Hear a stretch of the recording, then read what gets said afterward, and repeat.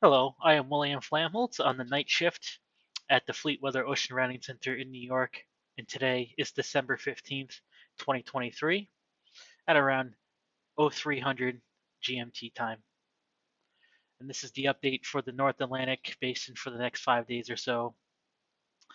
The main story will be this disturbance down in the Gulf of Mexico, which is forcing this area of cloud cover. This is expected to eventually become a nor'easter as it heads generally northeastward along the U.S. East Coast as it merges with another piece of energy that we see coming out of the central U.S. Eventually, these will move generally towards each other and merge, forcing a gale to develop.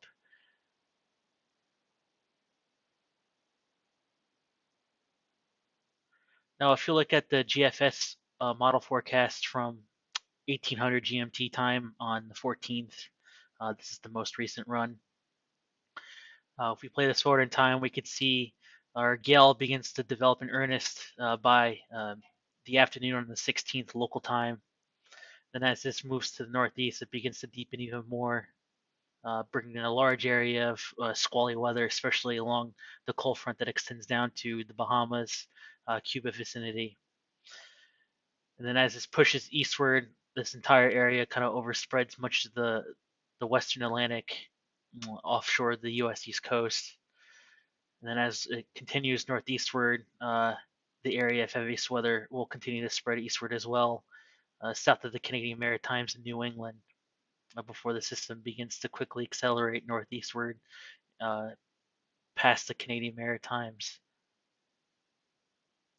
Now, if we play this back to the beginning of the run, um, we could see that the system has been trending a little bit further to the east of the last model runs.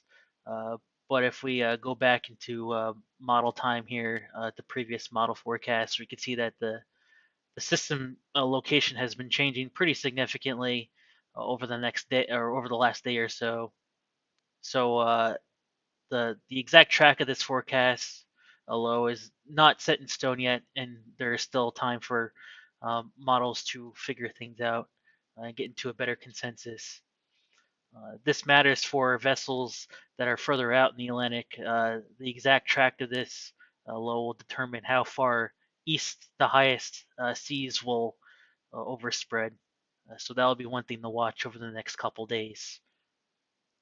Now, if you look at the GFS gale or wave forecast over the next few days, we could see our gale begin to develop by 16th at 0Z in the Gulf of Mexico. Then, as it deepens, as it heads northeast, we have this area of high seas developing in orange and red on the eastern periphery of this gale, with some possibly storm force winds right near the warm front by midday on the 17th. Then, as the gale begins to increase in size and deepen further, this entire area of high seas with very rough seas extending out into this little yellow area, overspreading much of the east coast of the U.S.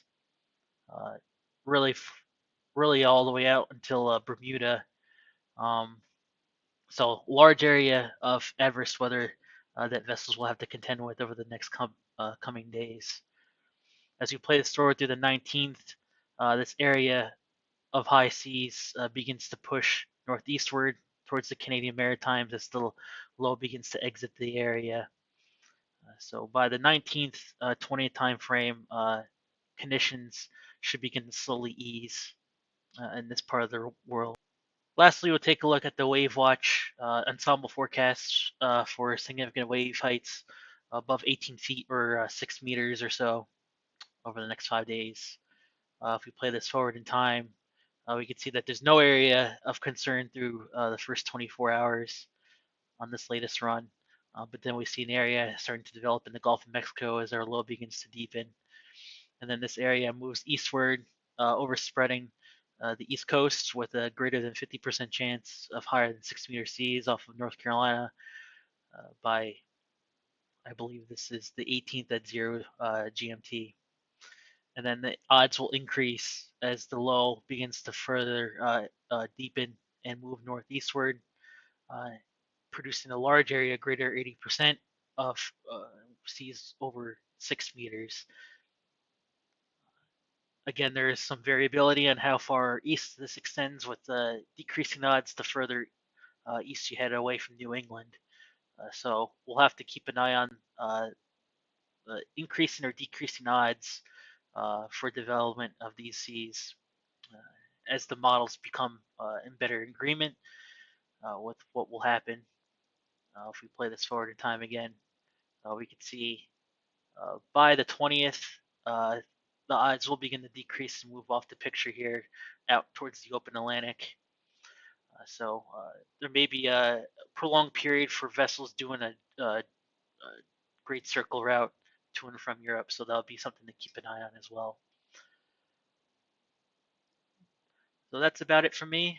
Please make sure to subscribe to our channel and follow us on LinkedIn to receive all the latest weather and routing news.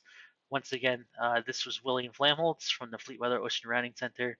Stay connected and safe.